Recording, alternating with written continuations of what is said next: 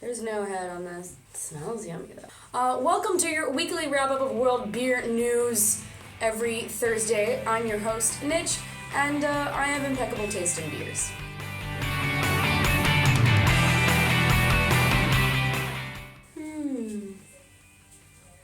Oh, that's strange and delicious. It's delicious. It's lovely. Stick a beer can in your Cabbage, put on your Hunter S. Thompson tribute jacket, and let's get ready to shotgun some beers.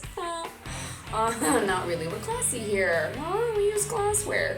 But if you really want to know everything about shotgunning beers, check out vinepair.com's The Art and Craft and Idiocy of Shotgunning a Beer, including this guy who shotguns a beer every day for your personal enjoyment. Everyone's getting it in the can.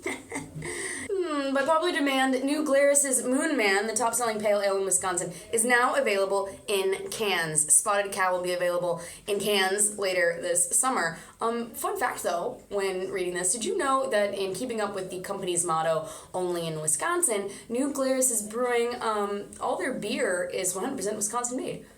Just like everything, though, from the cardboard to the cans, even the canning machine is made in Wisconsin, so good on ya, Glarus. Sweeter yet is New Belgium Brewing and Ben & Jerry's newest ice cream-inspired beer, which will be helping to raise awareness about climate change. How sweet is that?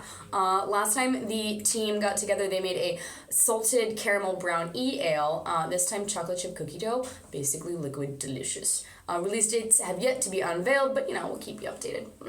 O&O and Stigbergets Imperial IPA has a cat on the label. That's why I put it in here. Everybody loves cats. OSKAR Blues, those guys, we talk about them a lot. They're going to be pumping out a passion fruit IPA all over America, just pumping it across the nation. Have I mentioned that I have a general disdain for this fruit IPA trend? Just don't like it. I think it's bad. What I do like are Ode Bruin style beers. So, Strange Fellows Brewing is releasing Reynard, which is French for fox, in case you wanted to know.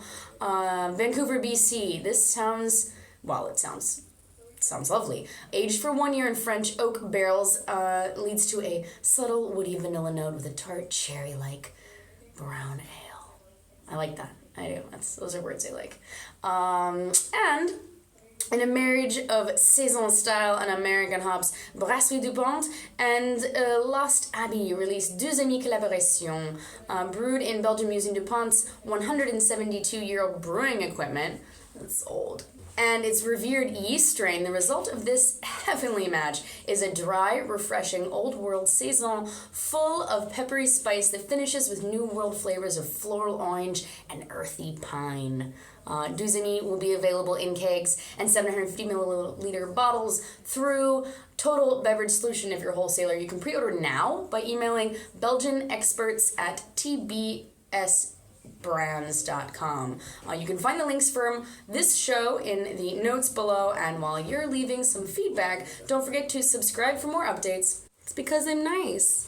Does this make sense? Gotcha. Born and raised in France with Spanish at heart, happy birthday to my friend Laurent. It was his birthday last Saturday. He is the owner of La Fine Mousse, one of the three owners. La Fine Mousse is Paris' first beer bar dedicated to craft beer. And they also have a wonderful expansion that is a restaurant right across the way. So if you're here, check that out. He's done a lot to progress craft beer here in Paris, including helping with Paris Beer Week. So, merci Laurent et joyeux anniversaire. For business this week, federal judge dismisses Blue Moon lawsuit. Basically, the story is some dude tried to prove that Blue Moon was pretending to be a craft beer when in fact it's owned by Miller Coors. What does craft even mean these days? Does it matter? We have like Ballast Point, who with their fruit IPAs. It's anger. Fine. Case dismissed. AB-InBev, or more accurately in this case, it's their distributors, though. Now, there is a case of misleading consumers through advertising. Straight up stole some Native American tribes' logo, name, and slogan. What? Yeah, they do what they want. Apparently, the conglomerate's local wholesaler created a bunch of advertising in North Carolina for Budweiser and Bud Light, which prominently included the Lumbee tribe's heritage, pride, and strength slogan, as well as the tribe-related imagery. Check out the photo. Because of the ads, the tribe has said that people in the community have mistakenly believed that the Lumbee tribe gave Jeffrey's distribution permission to use its name and trademarks to sell alcohol, which they totally didn't. In fact, it's fairly offensive because alcohol abuse is often associated with Native American culture. We'll see what comes with that, but you know, ABI will probably just shove money and lawyers at it until we all forget about it. It's the way to do business, folks. It's the way to do business. Cheerio. In the ongoing battle for beer world domination, a new player has arisen.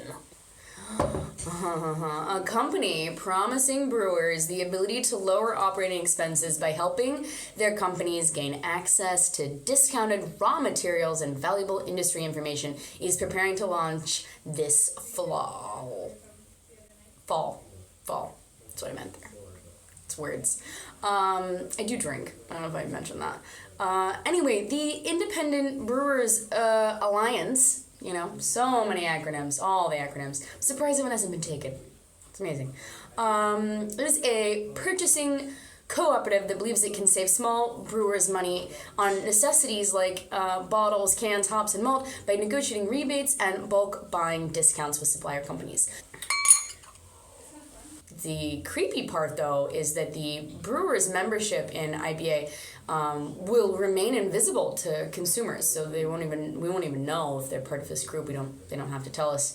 And I mean, good thing though is that the IBA won't be taking any equity stake in member beer companies, unlike something like TrueCraft. So, if you're interested in that, they're also hiring. So if you get a job there, let me know because I'd like some insider info. No. And in case you didn't know, avid brewer and hoplist.com founder Julian Healy has spent more than 2 years, count them, 2 years researching hops to create the Hop List, his first book, and he describes it as the official dictionary for beer hops, which it probably is. It's available Kindle and iOS devices and PDF for $9.99 American dollars on aleofatime.com. And he said it's a great idea. He's got it on his phone. It's a great way to like run into the bathroom and act like you know what people are talking about when they ask you about foreign hop strains you don't really know about. So, you know, I look at that, but I have an Android, which is also why I was reminded by when I saw again that I didn't talk about this, and I feel bad, but I also don't care. These beer emojis came out, and as soon as they came out, like hours later, I installed them on my Android, and let me know, I'll tell you, the deal is, it didn't work. So there's that. My tech friend said it's probably not going to work because of the way emojis are. They're just image files. They fucked up my whole keyboard. So don't install that now, but maybe later if you get it working. Maybe it works on iOS. Anyway, around the globe. Copenhagen, MIKKELLER is throwing a this word. It's a traditional summer party for the Danish. And they're opening their barrel room. 666 free beers, because you know, they're evil. A large bonfire, they're probably going to sacrifice some animals. Music, and not least, the release of a MIKKELLER Copenhagen collaboration Absinthe. It's an exclusive bourbon barrel-aged version, limited to only 25 bottles. So I want some of that. I don't know, I'm not even sure what it is, it just sounds lovely. Meanwhile, in London, we've got the Brexit. Whether or not Britain will leave the EU, Johnny from the Craft Beer channel says it's just not gonna be good for the British beer trade and their general livelihood. In a piece for the brewersjournal.com, he cited increased duty tax, the cost of imported ingredients, hops and malt, and equipment, all those things you need to make your beer, the prices of that are going to go up. Also that the hop and barley farms and also the bars rely on seasonal work from outside the UK. So, wah wah. Cuba's running low on beer because of American tourism. Which is funny, my friend just got back from Cuba and I was wearing her shirt in this video. She brought me back one of these beers. This is a crystal. It's a communist-led government joint venture with none other than our BFF, Anheuser-Busch InBev. The other beer option on the island is called Bucanero, It means like Buccanero or something, she said. I don't really know. The locals refer to Crystal as 4.9%, the light, and Buccanero is the strong beer, like 5.2%. Don't quote me on those numbers, but it's like kind of the same. Anyway, on her trip, she even said that there was, like a bit of chaos. A transformer blew at some giant dance club, because everything's old there, so everyone went across the street to this rum bar that has like just shitty rum and a few warm beers, and the owner just kept telling people that he wouldn't give them the shitty beers because they're bad. Sensible people, right? Let's start a campaign to send all of the fruit IPAs to Cuba, huh? Who's with me? AB-InBev? No? No.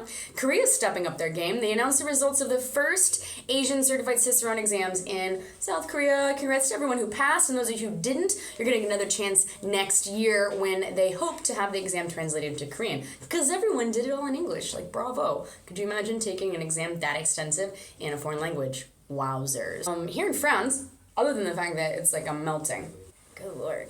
It's so hot. It's hot in Paris today. Some hooligans here for the Euro Cup impress French place called Les THROWBACK in Lille because they ordered 351 beers in one ticket. What disturbs me more is if you look at the ticket, they spent 60 euros on water and another 57 euros on soda water. What else? America. News in America, and this is like all over the place, but Sweetwater Brewing got 3,000 words. Who uses them? 3,300 cases of beer jacked. That sucks. That so sucks. 2 of its refrigerated trailers were stolen. Clever people, I must say, though. Tuesday afternoon, about 1/4 of the stolen beer was found at a warehouse, but they said they can no longer trust that the beer would be up to quality standards, so they're going to have to destroy it all, which you know what that means. It's like company sadness party. We got all of our stuff stolen. Let's drink all this beer. So that sucks. Germany has a startup called the Brew Barrel. It's continuing to build and it's expanding internationally. They're actually searching for U.S. investors if you're interested in getting on board. If you haven't heard about it, it's a really successful Kickstarter campaign. Innovative, customizable homebrewing kit. You can go online and order over 100,000 different possible combinations of ingredients and make your beer in just 1 week. Voila! It's like homebrewing, but not. It's all the things you want to do. Go Germany. And if you pull out your phone before you buy a beer, then you're kind of normal, says this infographic. That's basically it. That's all from the World Beer News with me, folks. I appreciate your comments. Thanks for watching, and merci, à bientôt.